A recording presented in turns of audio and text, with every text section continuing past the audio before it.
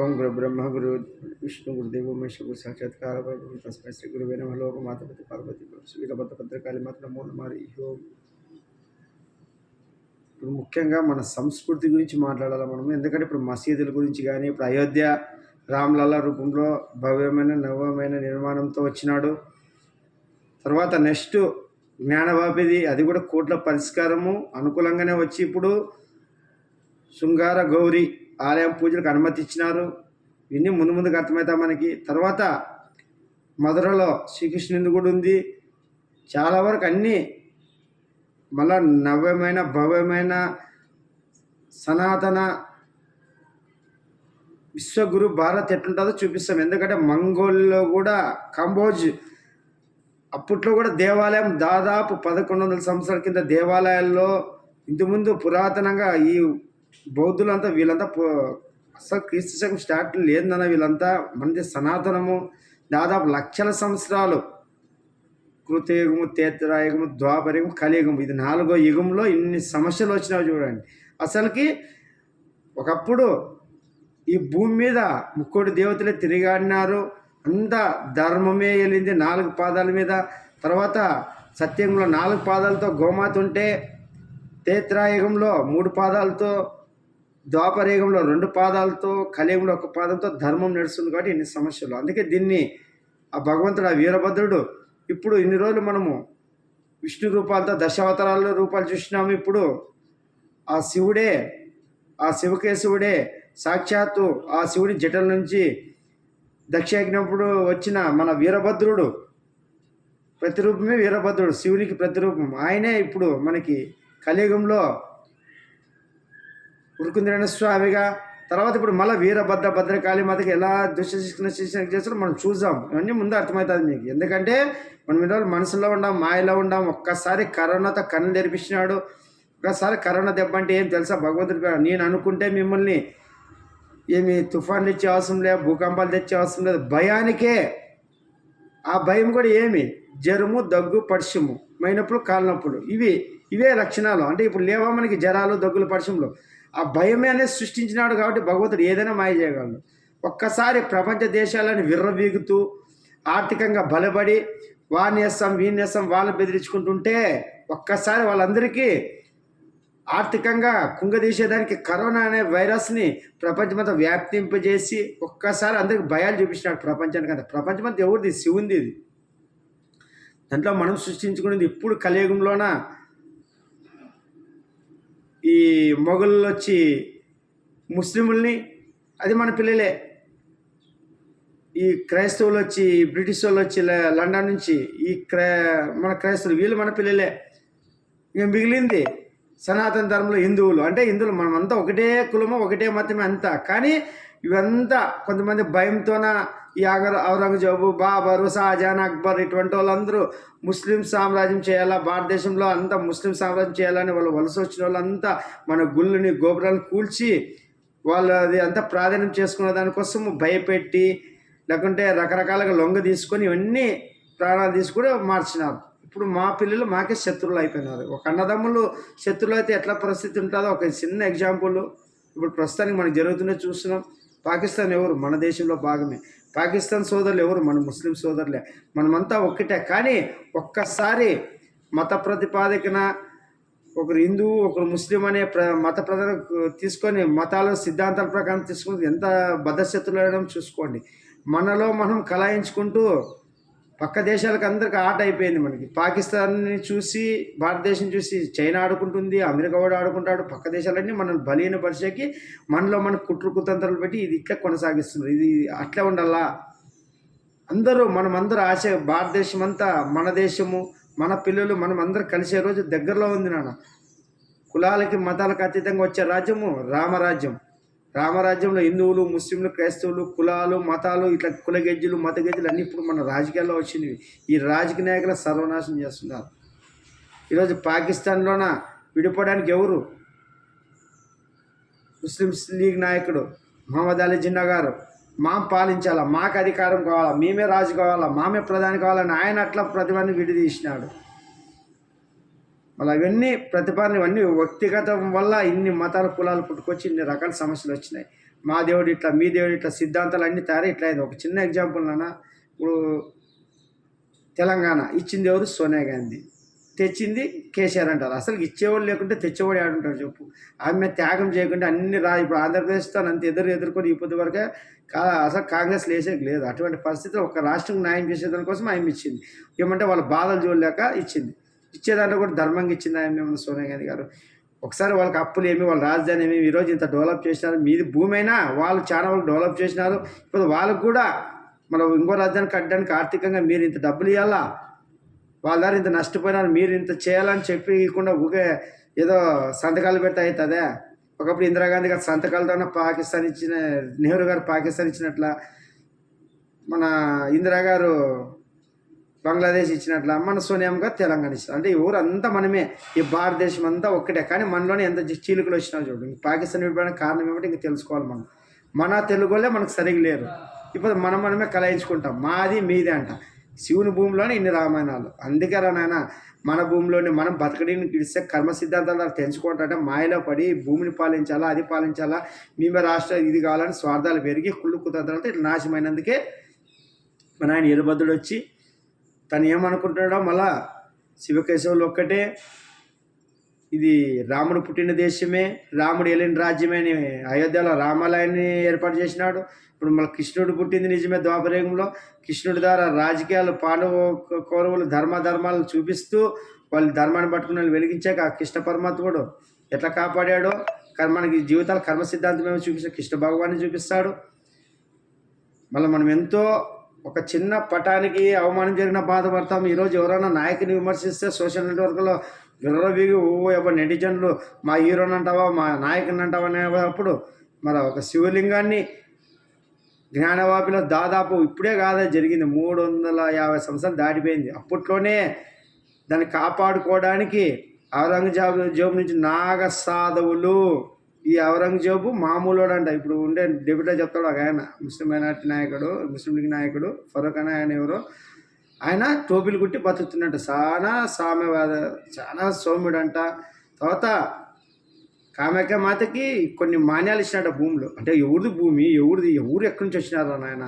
భారతదేశంకి వచ్చింది ఎవరు? అంతా అలెగ్జాండర్ ఎవడు, పోర్చుగీస్ ఎవడు, బ్రిటిష్ ఎవడు, మొగుళ్ళు ఎవరు, వీళ్ళందరూ వచ్చి మన దేశాల్లో అంతా ఆక్రమించుకుపోయి మరి ఇది సార్లు అన్నట్లు ఈ బౌద్ధులు వచ్చి వాళ్ళ విగ్రహాలు గుళ్ళో పెట్టినారా నాయన. ఎందరూ నాశనం చేసినారు. అప్పుడు ప్రచండ మతాలు అన్నీ విచ్చలవిడి తయారైతే అప్పుడు ఆది శంకరాచార్యుడై అన్నిటిని నాశనం చేసి ఇటుకుంది. ఇప్పుడు వీటి వరకు వచ్చింది. ఇప్పుడు ఇంక ఇట్లంటే మాటిండ్రు. మనుషుల్లో రాక్షసత్వాలు వచ్చేసినాయి. మనుషులు అందరూ ఈ గౌతమ బుద్ధుని శాంతి పాటించాలి ఎప్పుడు ఒక పద్ధతి వరకు. మన ఆత్మగౌరవం దెబ్బతిన్నప్పుడు ఏముంటుందన్న, ఇప్పుడు వాళ్ళ శాంతి అంటే వాడు వేసిపోతుంటాడు. అది పరిస్థితి. శాంతి అంటే ఇప్పుడు చూడు, మన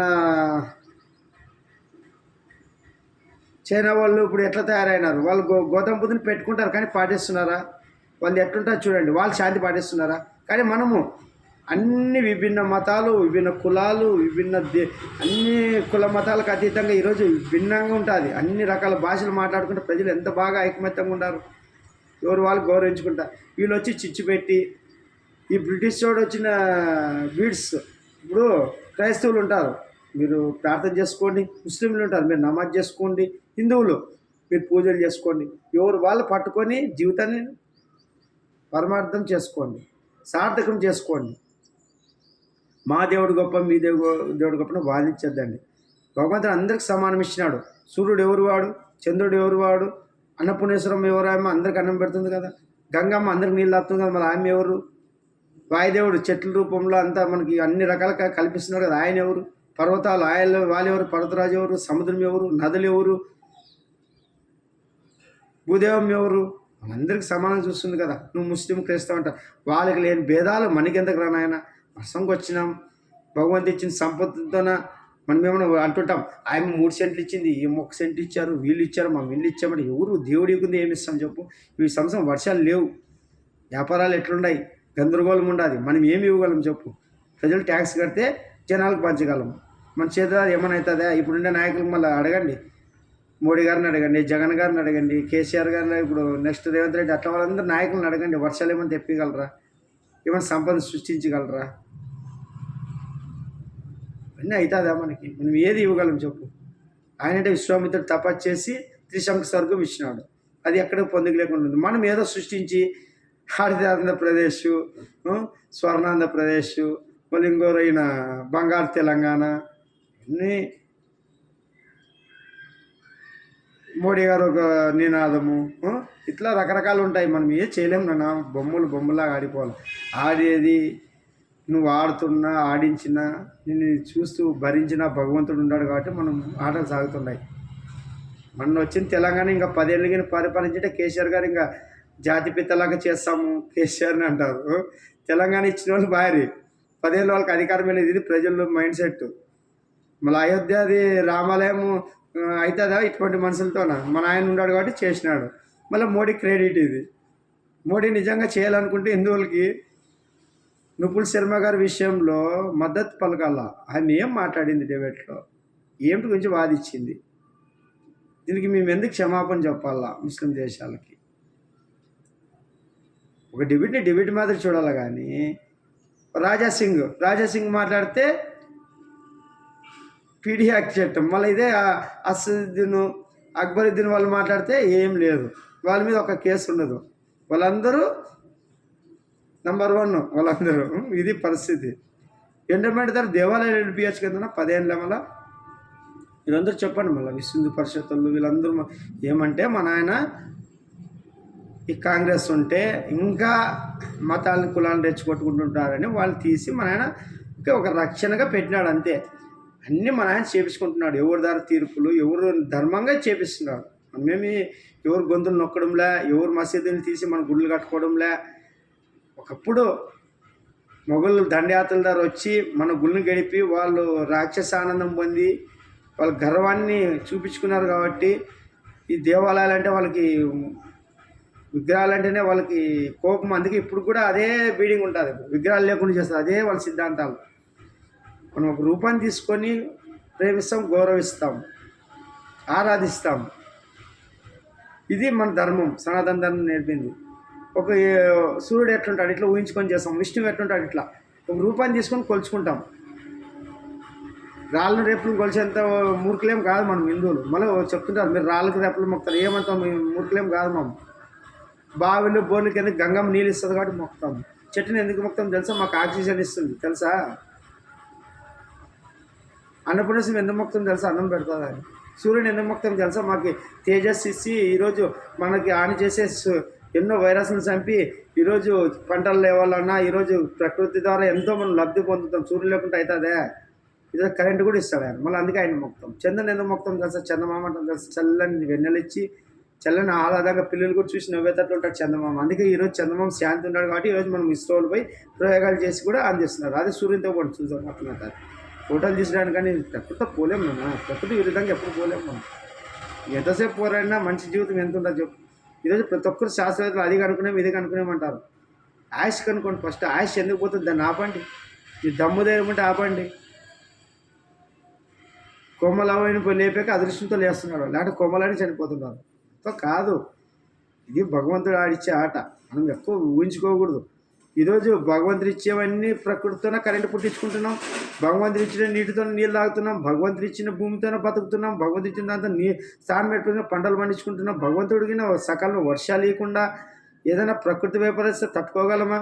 కంటిన్యూగా వరదలు వస్తే తట్టుకోగలమా? కంటిన్యూ భూకంపాలు వస్తే తట్టుకోగలమా? ఇవన్నీ ఆలోచించుకుంటే మనిషి విర్రవీక్తు విచ్చిలుడి తయారైపోయింది. మీ అద్దులో మీరు ఉండండి. మీరు వచ్చింది కర్మ సిద్ధాంతం ప్రకారం మీ శరీరంతో కర్మలు తెంచుకోవాలి, కానీ కొత్త కర్మలు చేయడానికి కాదు. అప్పులు తెంచుకోవాలని కానీ కొత్త అప్పులు చేసి ఇది చేసుకోవడానికి కాదు. భగవంతుడి శరీరం ఇచ్చింది. నువ్వు ఏ మార్గంలో పో. అందరూ ఈ ఒక ఈశ్వరుడైనా, ఒక అల్లా అయినా, ఒక జీసస్ అయినా, ముగ్గురు ఏం చెప్తారు? జీవాన్ని చంపి తినద్దని అంటారు. ఏ జీవుడైనా కనిపించే ప్రాణులన్నీ వాళ్ళవే కదా. మనం ఈరోజు మనము సంతానం, మా నాయనలకు నేను కొడుకైతే నా ఆధార ఒక 4-5 మంది పిల్లలు ఉంటే వాళ్ళకి తండ్రిని అవుతాను, కానీ ప్రపంచానికి తండ్రిని కాలేను కదా. ఈ పిల్లలు బాగోలు చేసేకి నా స్వార్థంతో ఆలోచిస్తాను. ప్రపంచం బంధం బాగుండాలంటే విశాల హృదయం నాకుండదు, కానీ భగవంతునికి ఉంటుంది. ఎందుకంటే ఆయన ప్రతి ఒక్కరూ ప్రార్థిస్తారు. కొన్ని కోట్ల మంది ఈ ప్రపంచమంతా, కొంతమంది ఈశ్వరుని రూపంలో, కొంతమంది విష్ణువు రూపంలో, కొంతమంది ఉరుకుదేన స్వామి రూపంలో, కొంతమంది నరసింహస్వామి అవతారంలో, కొంతమంది అల్లా రూపంలో, కొంతమంది జీసస్ రూపంలో, కొంతమంది బుద్ధుని రూపంలో, కొంతమంది సాయిబాబా రూపంలో, కొంతమంది అమ్మవారి రూపంలో, ఎన్ని రూపాలు తీసుకున్నా అంతిమంగా భగవంతుడు.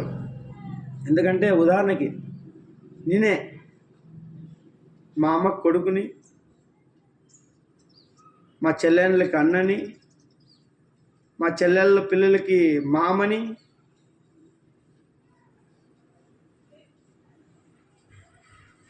మా అక్క భర్తకి బావని, బామర్దిని, తర్వాత నా భార్యకి భర్తని, నా కొడుకుకి తండ్రిని, నా బిడ్డకి తండ్రిని, తర్వాత పెళ్ళి అయిన తర్వాత నా పిల్లలకు పెళ్లి చేస్తే వాళ్ళకు ఉండే పిల్లలకి తాతను కూడా అవుతాం. ఇన్ని రూపాయలు ఉంటాయి నాలో. ఇన్ని ఒక్క మనిషిలో ఇన్ని రకాలుగా ఉంటాయి. ఇన్ని గుణాలు చూసినప్పుడు భగవంతుడిని ఎందుకు చూసుకోలేము? మనం తాగే నీటిని మనము మంచినీళ్ళు అంటాం, ముస్లింలు పానీ అంటారు, ఇంగ్లీష్లో వాటర్ అంటారు. ఇట్లా రకరకాల భాషల్లోన ఎన్ని కలిపినా ఒకటే పదార్థమే కదా. అట్లా భగవంతుడు ఎవరు ఎట్లా కొలుచుకున్నా పలికేవాడు భగవంతుడు. ఏ రూపాల్లో చూసినా ఆయన చూసుకుంటున్నాం, బతుకుతున్నాం. మనం వచ్చిందేడా, మనము ఈ పూర్వజన్మలో ఏం చేసినాం తెలియదు. ఆ కర్మను తెంచుకొని భగవంతుని దగ్గర మళ్ళీ అన్నీ మనం చేసిన బాధ్యత, ఆయన ఒప్పుచెప్పిన బాధ్యతని నెరవేర్చి కొత్తగా ఏం సమస్యలు లేకుండా, కొత్తగా ఏది పాపాలు చేయకుండా పోతేనే ఆడ మనకి నెక్స్ట్ లెవెల్ ఉంటుంది. అవన్నీ తెలుసుకోకుండా మాయలో పడి అటదిడ్డంగా ఉండేదాని గురించి కామ క్రోధాలకి బలై మాట్లాడుతున్నాం. ఇవన్నీ తస్మజాగ్రత్త. ఇది వీరభద్ర యుగము, సీతారామరాజ్యము. ఇవన్నీ ముందుగా అర్థమవుతుంది. మంచి దినాలు, దుష్టులకు దినాలు. ఇవన్నీ తెలుసుకోకుండా ఊరికే మనం వాదించుకుంటున్నాం. జయ వీరభద్ర సార్ నమ్మోండి మరియు